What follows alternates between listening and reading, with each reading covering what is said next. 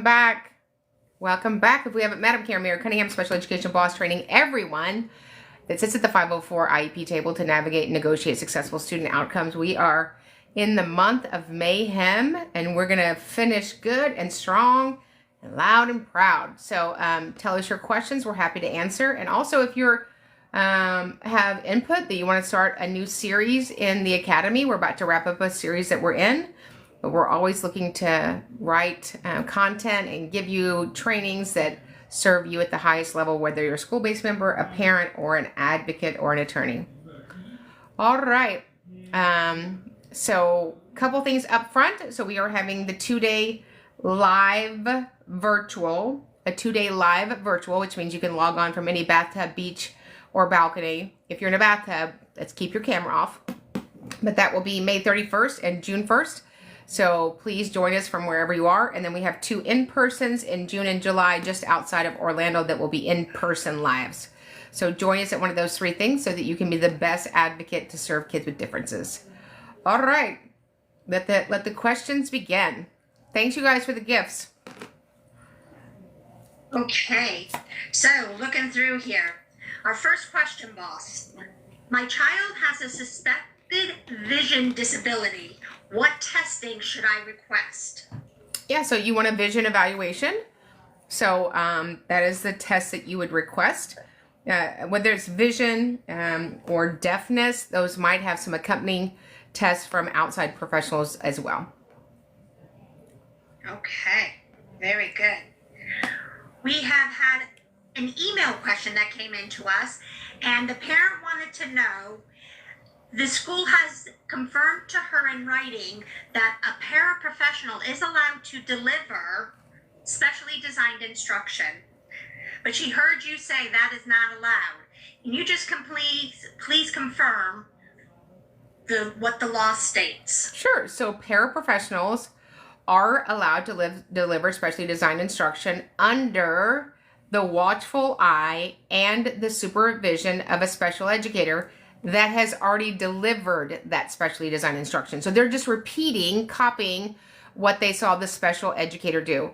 What paraprofessionals cannot do is to be delivering all of the in-class support minutes, and then the student never receives instruction from a special educator, which we find a lot. Say it with me, a lot. And so it's an obligation of states, cities, and districts. It's never changed. And the reason that is on the special education services pages is because they're special education services. So don't get into the semantics that Karen said you couldn't use a para. I never said that. Never, never, never, never, never. The law is very clear about specially designed instruction. Here's how you know it's specially designed instruction. It's special and it's instruction. So I would say, who is the special educator that initially delivered that instruction? And then, of course, that's going to have to change over 36 instructional weeks. We're not meeting with them one time. And then that special educator has to work on implementing, progress monitoring, and measuring IEP goals. Okay, great answer. So we have a question from Christy. She would like to know, do needs have to match a goal? For example, the ELA teacher wants the goal to be student to slow down and read carefully. Is that a good comprehension goal? Well, that has nothing to do with comprehension. It has to do with, measuring and mitigating the rate at which you take in information. That can simply be an accommodation, remind student to slow down. So an IEP goal is an identified deficit that requires them to be taught a skill. So remember, in special education, we're just doing one thing. We're teaching a child strategies and skills to self-manage their disability. And so that identified area of need is going to address a skill, whether it's academic, emotional, behavior, communicative, functional, sensory, those sorts of things. And you have to be able to measure it inside of an instructional day. Okay. We have Katie here who's asking, and it's a continued question, but I can't find part 1, but I think we can figure it out. If it goes to an impartial hearing, does the family need a lawyer, or is an advocate qualified to support them? That's a really good question. So I'm allowed to represent families in Texas and in Florida. So not only would an advocate be allowed to file from them, what you have to remember is that it's all contingent on the hearing officer granting it. So if you're an advocate, you can be almost certain that the school-based attorney is going to disagree with you representing the family, which is sort of odd to me. But there are advocates who have enough competency and years doing this that they understand the requirements that exist inside of a courtroom, and how to represent a family through an administrative hearing. It's an administrative hearing. The rules of exhibits, the rules of, direct line of questioning, cross-examination, writing a brief, closing remarks in that brief, those sorts of pieces. Okay. My daughter's IEP doesn't have autism on it, but she met the criteria for autism. What do I do? Get it on there. Get it on there. So, we have schools all the time tell us that in our state, you can only have one eligibility. And you know what I say that? Silly rabbit. Don't be silly. So we capture all of their federal eligibilities. And then we additionally capture if there's any medical diagnosis or disorders that have been identified, because the totality of those conditions really impact a student's ability to access the curriculum. Okay. Cynthia is asking, I'm getting emails from companies wanting to hire me for my special ed knowledge to help parents. Is this legit? I get emails every day. I got an email the other day asking if I would like to do a paid collaboration with somebody for hair extensions, at which my hairdresser said no. There's a lot of IEP platforms popping up online that they're going to help you. And I saw one the other day that you could get 5 IEP meetings and 2 consultations. Are you ready? For $3.99. Oh. So bottom line is you're going to find somebody to represent your child for their educational outcomes. I would find somebody that does it for a living, that has experience, that does it for a living, not something they do on the side. And while there are a lot of nice people that come along to help parents in IEP meetings, that's not necessarily an advocate. So for me, if you're an advocate, you understand the federal law, the ins and outs of IDEA, Part A, B, C, and D. You understand state statutes. You understand the components of the 6 dispute resolution options, all of those things. And you're a phenomenal communicator with groups of people that maybe don't want to meet with you. And so if that's who you are and it's in the special ed realm, then I would certainly consider hiring them. I would also ask them if they had references. How many other families have you helped? And if they said, this is my 3rd IEP meeting this year.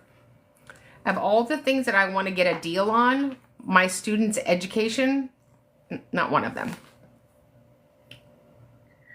Okay. Can a general education teacher or para scribe for a child with an IEP? Scribing is an accommodation. Anybody at the school could deliver the accommodation. So, yep. Okay. And I just had my scroll go down. All right. There's nothing worse than your scroll going down, is there? Tell me about it. It's very rude, inconvenient. At what point does the safety of others trump the ESE students' participation in general education? So, this whole safety issue, so nobody should be harmed. Nobody should be inhibited from receiving an education.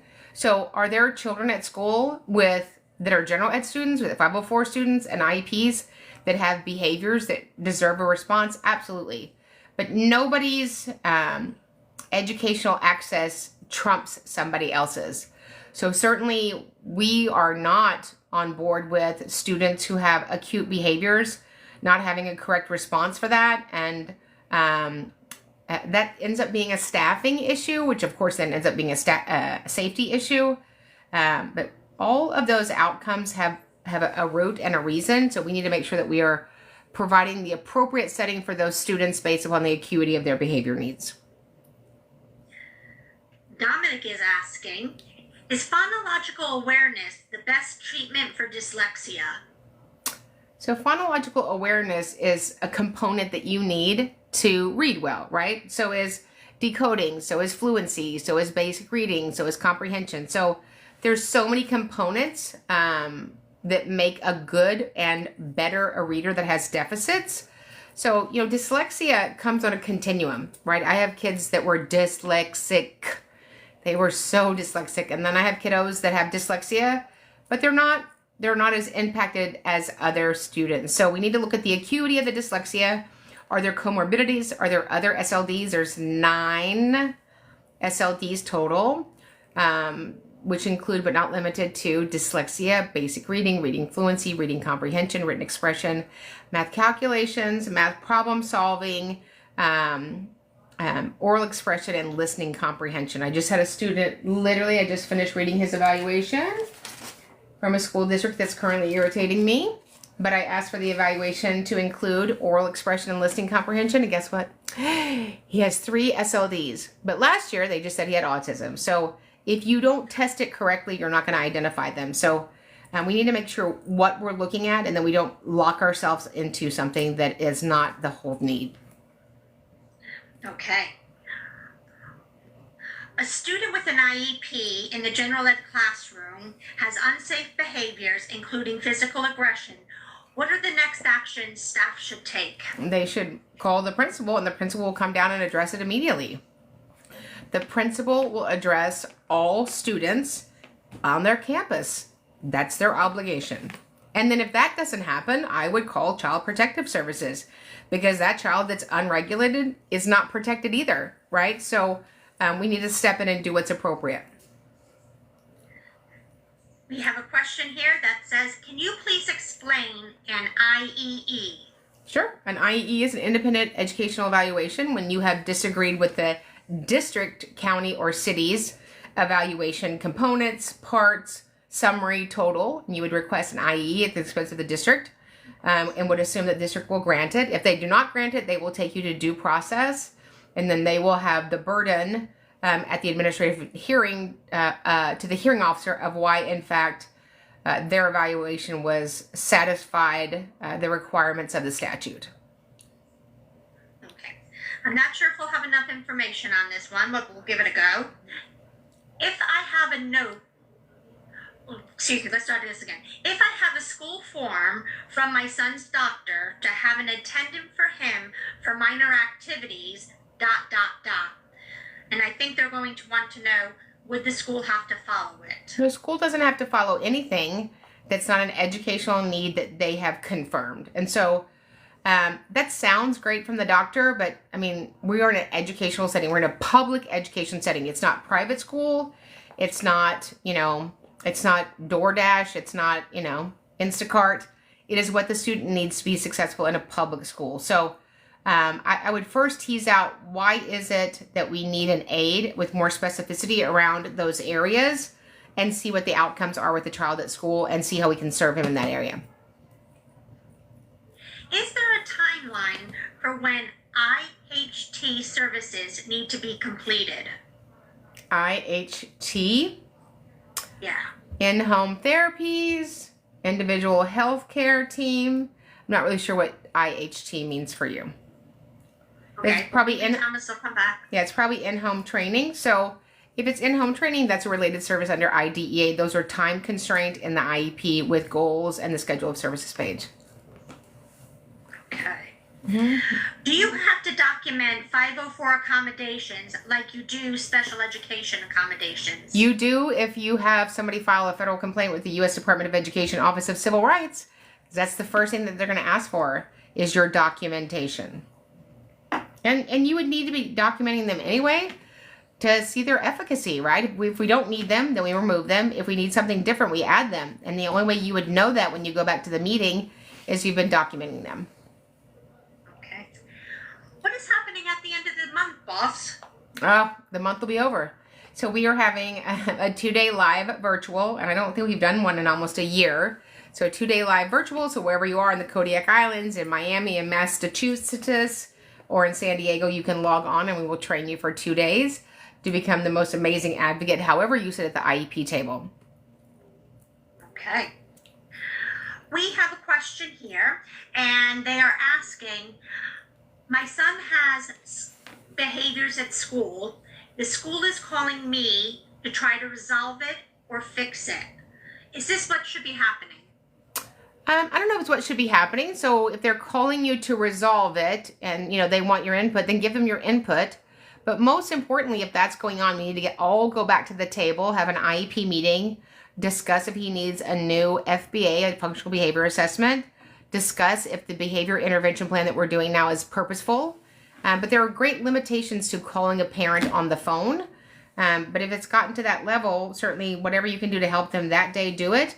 But we need to call an IEP meeting to address his IEP. Okay.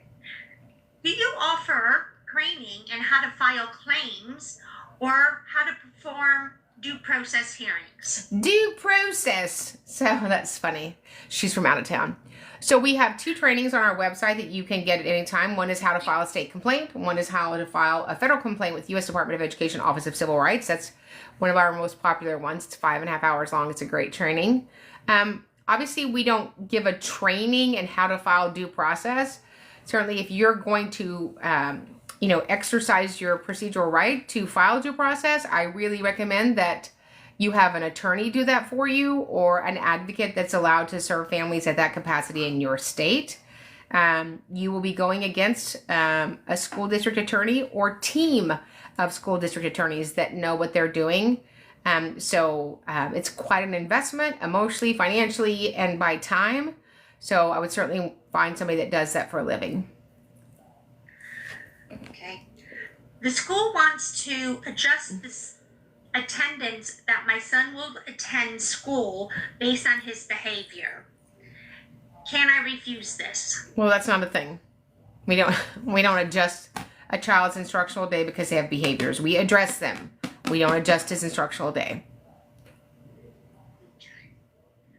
Why is a charter school not the best place for a student with an IEP? Oh, well, how much time do you have?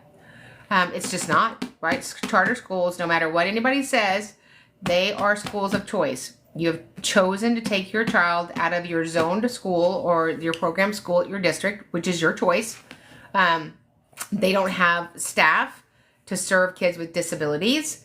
And I have, in 28 years, I have never, say it with me, never had anybody be successful taking their child out of a public school with a disability and putting them in a private school. Your situation might be different, but I've never had it. Okay. He has an IEP. Nope, we did that one. An MVLD diagnose, but it's notable as neurological, but it's not listed as neurological by the department. I don't understand what that means, so we'll cancel that. Okay, kind of pedantic, but how do we know when I feel reg has been updated and or added? Federal regulations have been updated or added. So the federal regulations haven't changed since 2004, so you're good. You are good. So here's what you need to know. There's 2 books you need to have, for sure. Well, I mean, there's probably other books that you need to have. So these books you need to have. You can get these on our link. They have little tabs. Don't we love a little tab? So this is the DSM-5 criteria, the world's heaviest book. It's in the link above. You can get it on our bookshelf, or you can go to specialeducationacademy.com. It's in our bookshelf. You need this book to be an amazing advocate. The federal regulations were at the reenactment in 2004. Are we due for updated regulations? Say it with me. We are, but they are the same as they were in 2004, so you can get this. This is IDEA, which of course you could just skim through and memorize it. So this is Code of Federal Regulations, Title 34, Volume 2 of 4. So this is Part B of IDEA 300 to 399. I had somebody on a website that I was looking at. I don't usually look at other people's websites, but I just wanted to peek over the fence. And somebody said, don't get an advocate, just get a general understanding of the regulations. I'm sorry, what? Would that be like the guy working on your brakes? You don't really have to be good at doing brakes. You just have sort of a general understanding of how they work. This is your child's educational success. I wouldn't find somebody that has there's nothing general about understanding this. So if somebody said they have a general understanding, I would generally say, peace out, call me. You want somebody that knows what this means and what it means for your child. I just got off the phone with a man that was almost in tears. He was like, I cannot believe how it's changed since we brought on you. And it's not me, it's any good advocate. There's lots of good advocates out there. It's somebody that this is their specialty, right? And I love school districts. 20% of my clients are school-based employees, but they don't train their staff members in special education law. They don't. And I know all of you are going to go, I took a class when I was in college.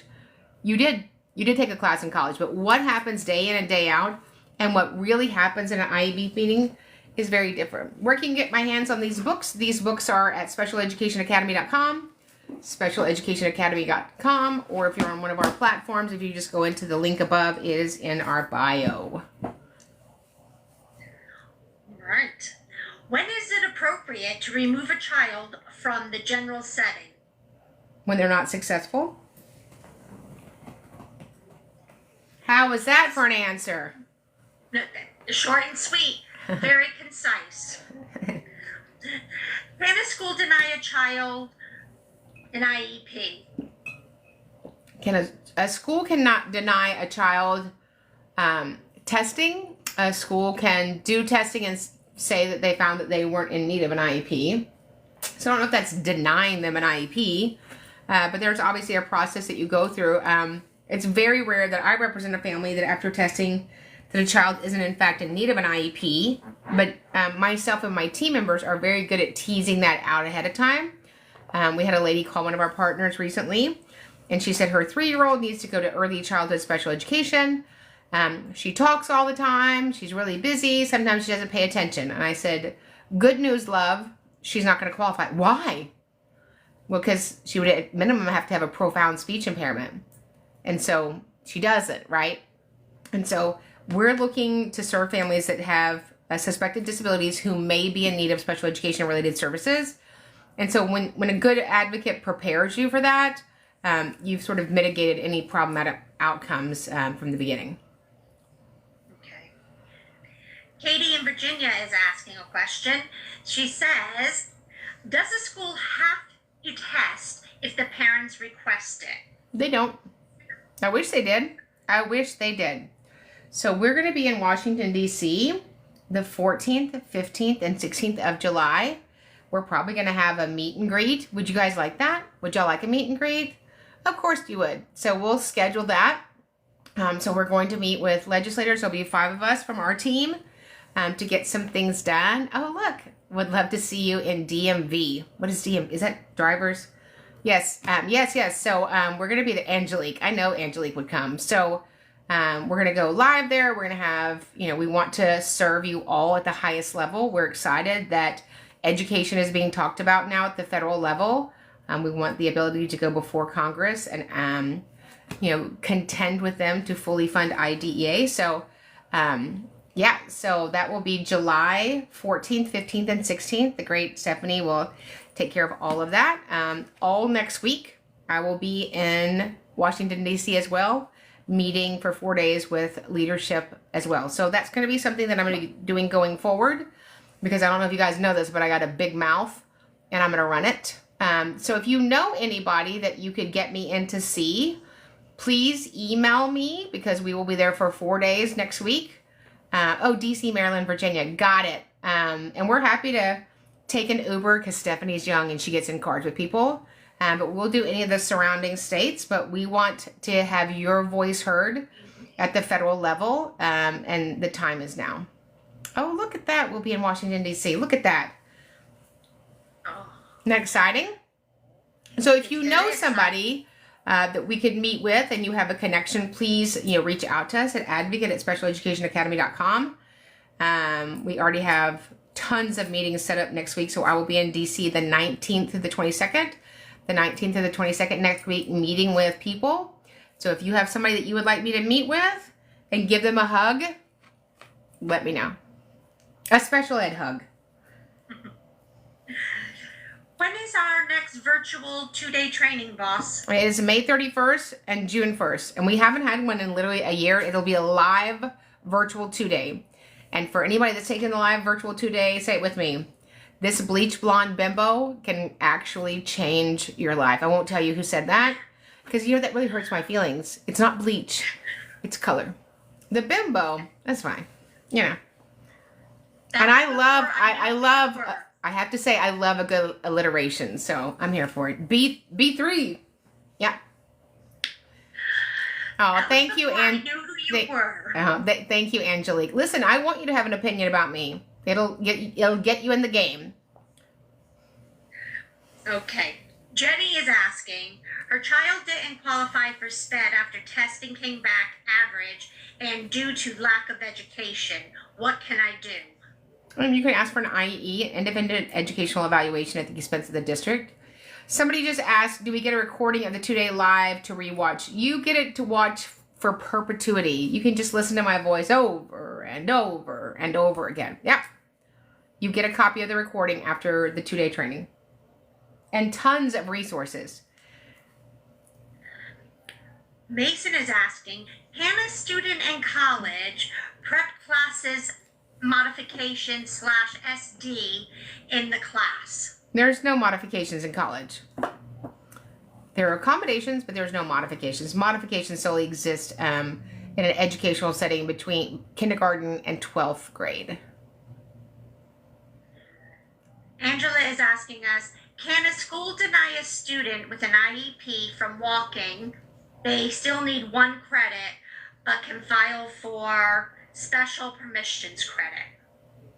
I mean, if you don't have your credits, you don't have your credits, whether you're SPED or not. So I would certainly, find out if there's anything you can do to mitigate that. Somebody just said, I have my master's in special education. Thoughts on doctors and SPED law? Worth it? Thoughts? You know what I think? I think you should train to be a special education advocate. You can keep that $200,000, spend it on hairspray, or if you want to get me some salt and pepper shakers because I collect them.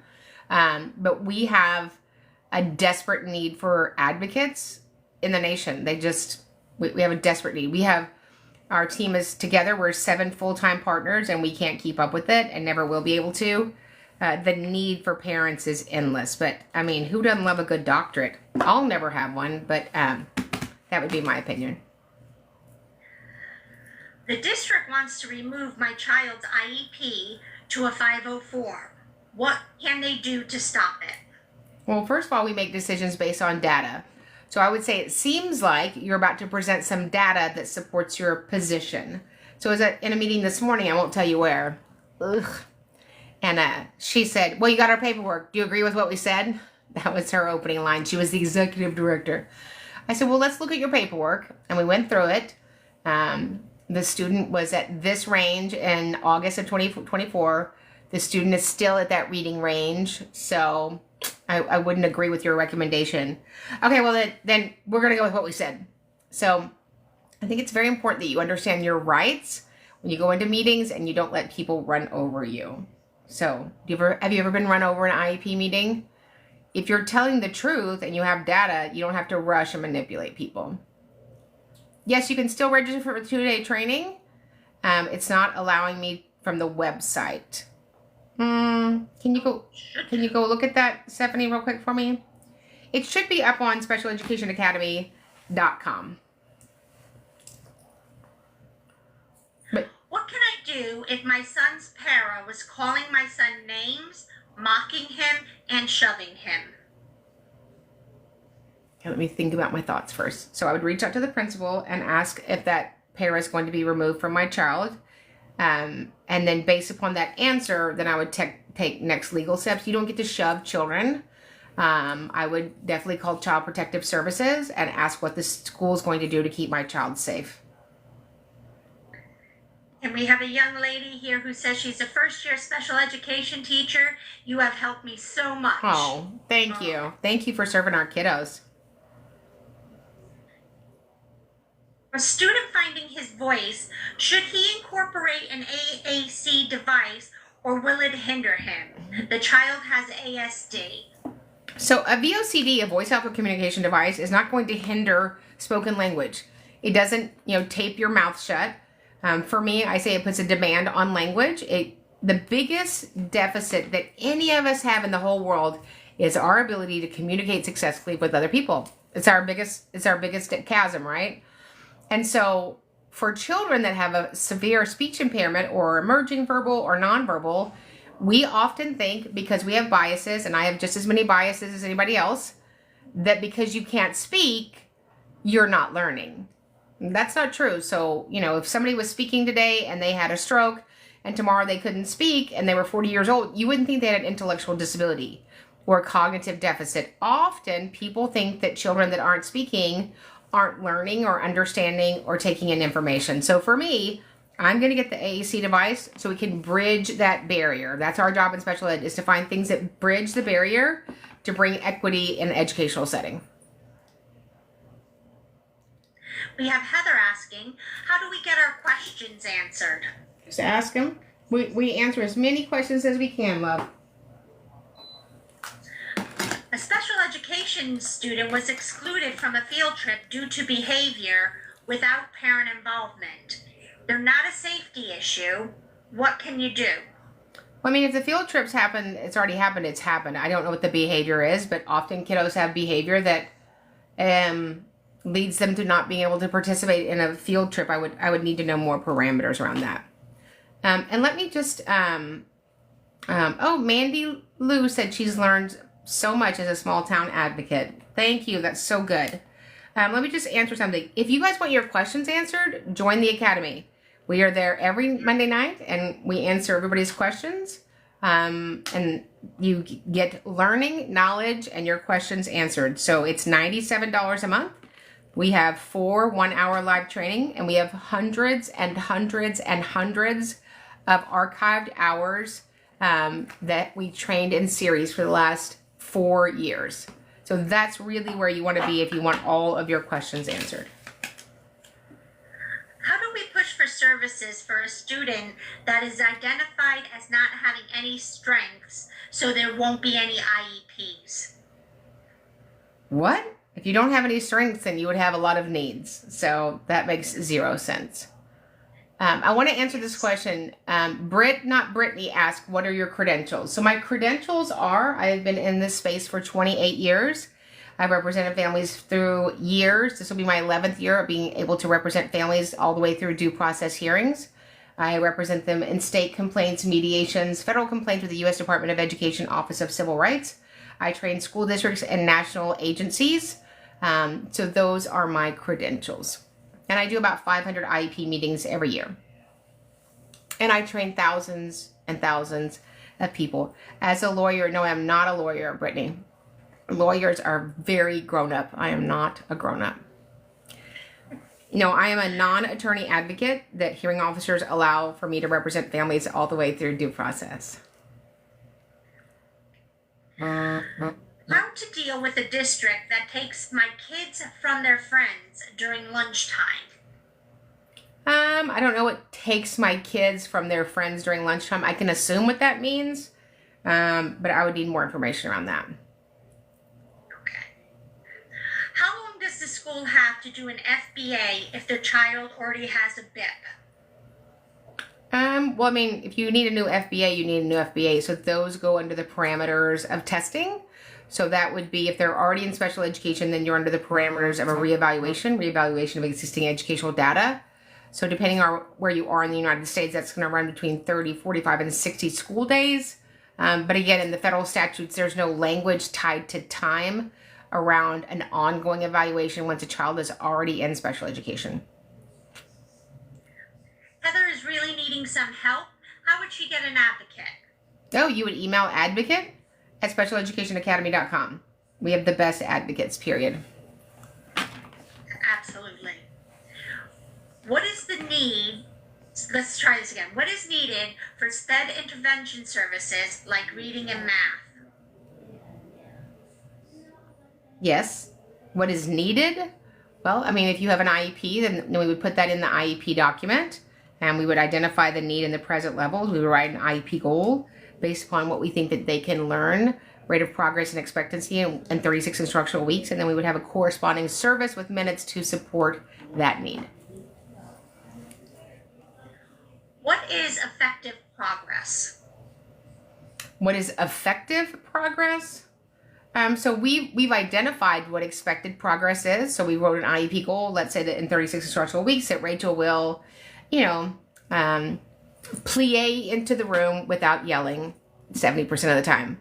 And so we're working on that IEP goal for 36 instructional weeks so we get to a grading period and she's very much off in her percentage to make it or not make it or exceed it. Then we're charged with coming back to the table to adjust it. But expected progress is what we planned on at the IEP meeting and what happens in 36 instructional weeks. Obviously things happen, kids move. It's our best guess. And so we're trying to hit that mark that we put as a trial or a percentage in the IEP goal. Here's an interesting question. How many times can you file due process if the district continues to fail my kids? Well, I mean, I don't know that I would keep filing due process. I'd probably file due process because I'm from Texas. I mean, I think there's much more effective ways. If it's big enough that you have to file due process, that's one thing. But we have very effective state complaints. We have very effective federal complaints. So if you're having to just keep filing due process, I don't know that you're in the right school district. Okay. The next one, I'm not sure if we can figure this out. My kid is still off of a 5th grade IEP from before he transitioned to middle school. He is regressing. What do I do? I mean, are you saying that we're still working off an IEP from 5th grade? So if you're in 6th grade, you might be working on an IEP that you created in 5th grade. But you need to always be identifying the deficits, right? What are his present levels of academic achievement and functional performance? Make sure that we have solid data around those areas. And then what IEP goals do we need to write? And more importantly, what corresponding service, right? Corresponding service to implement that IEP goal so that we can properly measure and progress monitor it. Okay. A child is taking a Terra Nova test without intervention, without the intervention teacher. Is that a violation? I don't know what a Terra Nova test is. It sounds like something from Jurassic Park. Do you see that animal? It's a Terra Nova. So, I don't know. I mean, test or test. We don't necessarily need an interventionist to give a student a district assessment. If it's part of an IEP evaluation, then one of the identified evaluators would have to deliver the test. Okay. All right. Thank you. I just joined the academy, but my problem is how much time do you have to, and she didn't get to finish it out. So, sorry. Maybe we'll get more information on that. Any suggestions dealing with a school that seems to be retaliating due to me filing a state complaint? And then you would file a federal complaint of retaliation. So, and we have a training for that, how to file a federal complaint. So the Office of Civil Rights are the ones that address retaliation. And we give a very specific, pristine training on how to file those with Advocacy. We've had a lot of people join us since I've asked this question. What's happening at the end of the month, boss? What's happening at the end of the month is we're having our first, this year, live 2-day virtual. Our first live 2-day virtual, which will be amazing. You'll get your questions answered, and then you'll get to keep the recording. So that trains you to be the most amazing special education advocate at the IEP table, whether you're the diagnostician, the assistant principal, the superintendent, a parent, an advocate, or an attorney. The training will change your life. And you can get all of that information at specialeducationacademy.com. So real quick, Stephanie, did you find the thing online? Is it live? Or The 2-day virtual. yes, all the links are working for all the trainings. Yeah, all the links are working at specialeducationacademy.com. What is the best way to find a baseline for a high school student that doesn't try on testing? Well, I mean, not trying is, and I mean this in the nicest way, is an assumption, right? Trying is subjective, right? There's a reason that he's not participating the way that you want him to in a test. And it could be a number of things, right? It could be he didn't have enough to eat. His life at home is chaos. He doesn't know how to do it. I've never had a kiddo that we're just not trying. I don't find kids want to do that. I often find there's a series of events or conditions or disorders or disabilities that lead up to that. Just had a new evaluation for a kiddo that they just said he had autism and a speech impairment. Now we redid the evaluations. I said he doesn't have autism, but he has emotional disability, he has ADHD, and he has 3 SLDs. If we don't have the right eligibility, then we're not drilling in the right place. Eligibility is solely open the door for services, but if you have the wrong eligibilities or insufficient eligibilities, we're doing a disservice to that child. What happens if the school district fails to do their evaluations after the 45-day period? Well, they're out of timeline, so they're not compliant. So based upon that non-compliance, you would decide how you want to move forward. So I was recently, how recent, Karen? I'll tell you, last Wednesday at 3 p.m. in an IEP meeting, they were out of timeline. Am I going to file on it? No, they made it right. So you want to move forward with your procedural safeguards in a way that serves the family and serves the student. It's not just about throwing a fit. If I wanted to file, I literally could file on every single client I've ever had. That's not what we do. We want to work with school districts to collaborate for best outcomes for kids. So I would say, we're out of timeline. When can we expect that to be rectified? Can you give some examples of the training you provide at the academy, and are you allowed to ask questions during that time? You are allowed to ask questions. So the academy, I train every Monday night for about 20 or 30 minutes, and then we open it up for questions about that specific topic, and then we open it up for questions for anything and everything. Okay. Are there any specific states that require a license for special education advocacy? Nope. And that would really impede the parents' procedural rights. I mean, really, a school district can bring 85 people to a meeting without your permission. So I think, letting a parent bring an advocate is their procedural right. That's never going to change. There is some legislation right now, reminds me, SRB, in Texas that would require the Texas Education Agency to have advocates that want to represent families in due process take a state training, which I'm down for that. I love a good training. In fact, I think I could probably teach the training. So that doesn't bother me. I'm all for training, but parents are the underdog in an IEP meeting. Let's be very honest about that. We don't log on with 12 people. I was in an IEP meeting the other day. There were 27 people, counting myself and the mom. I think it's a little ridiculous that you got to bring out the varsity and the JV and a couple kids from the pom-pom squad. So we're going to go a little bit longer tonight. We're going to do 10 more minutes because you know what? Summer loving, it happens so fast. Okay. Rachel, from now on, I want that in like a silk thing when you hold it up. Have y'all noticed, Stephanie and Elena, that somebody's missing their pencil? And I'm very proud of her. Yeah. Finally. Wow, the truth comes out.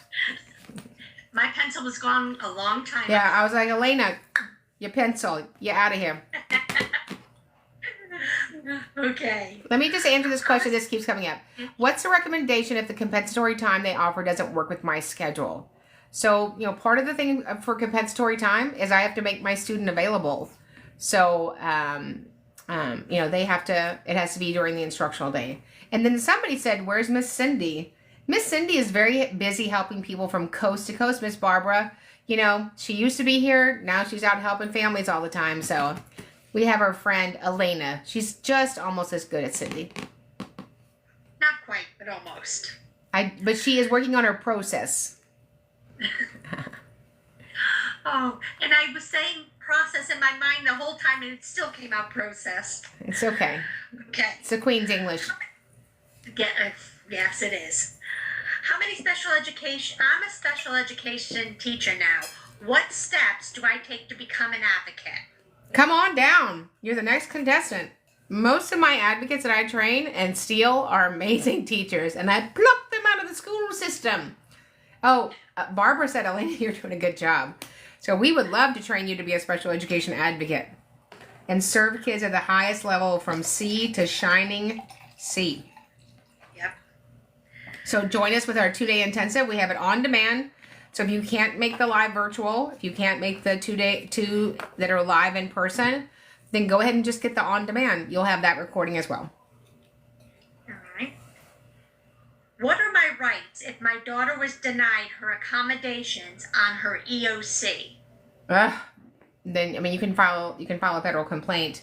End of course is, I mean, it's, you look at the violation and then what would make that right.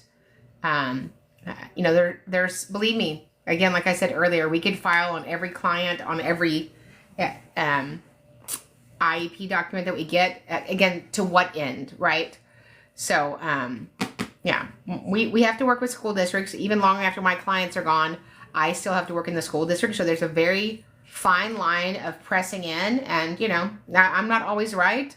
The school's not always wrong, and the school's not always wrong, and I'm not always right. Is that what I said? Yeah. Or vice versa, right? So the great thing about every IEP meeting is it's a pop quiz for all of us. We learn as we go. Texas diagnostician here. Love listening to your point of view on these things. We love diagnosticians. When I grow up, late at night, when I'm alone, I'm an imaginary diagnostician. I just think diagnosticians are so smoking hot. Oh, they are. They are so smoking hot. I had a diagnostician email me the other day correcting me. And that's what I love about a diagnostician. They will correct you. And she wants me to stop saying 7 G's and start saying 8 G's. And I thanked her for her information.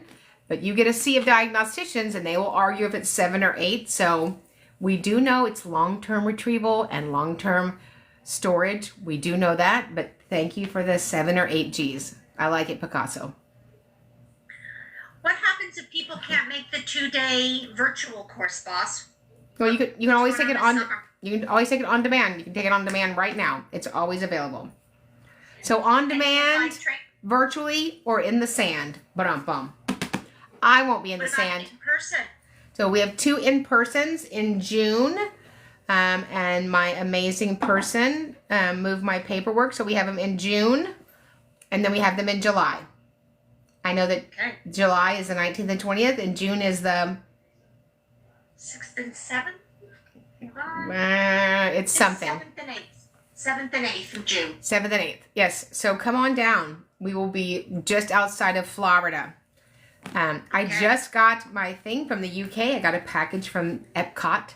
And inside of it was Winnie the Pooh, Piglet, Eeyore, and Tigger. All 4 sweatshirts. Made me very happy. Okay. Our last question for the night. Can an absent clause exist as an accommodation that can be added to the IEP with a doctor's note?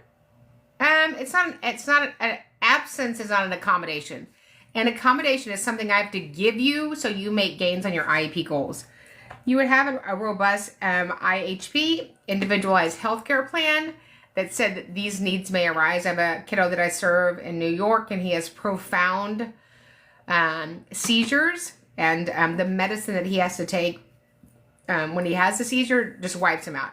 He's not awake to go to school, and even if he got to school. So because of the acuity of his current seizures, we have every 6 months, we have an updated letter from the doctor that as long as mom calls in and says she had a seizure, we had to give him I don't know the name of the medicine, and he's out today, that's sufficient. Otherwise, we're not making her go to the doctor all the time. So anyway, well, thanks, you guys. You were amazing. Remember, if you want to get all of your questions answered, you would join Special Education Academy, where we are live every Monday night, 8 p.m. Central. We teach in series to train you to be the most amazing advocate and serve kids at the highest level. Remember, join us. We have our podcast is now live, Special Education Boss. You can get it on all the 5,000 podcastian locationers. I don't know where they are, but you kids know where they are. So join us there. We have all of our trainings. We have the 2-day intensive. We have the 2-day intensive live virtual at the end of May. We have the on-demand at any time. And then we have the 2-day lives in June and July just outside of Orlando. And remember, we get it right for the child. We get it right for everybody. We'll see you guys in the next training.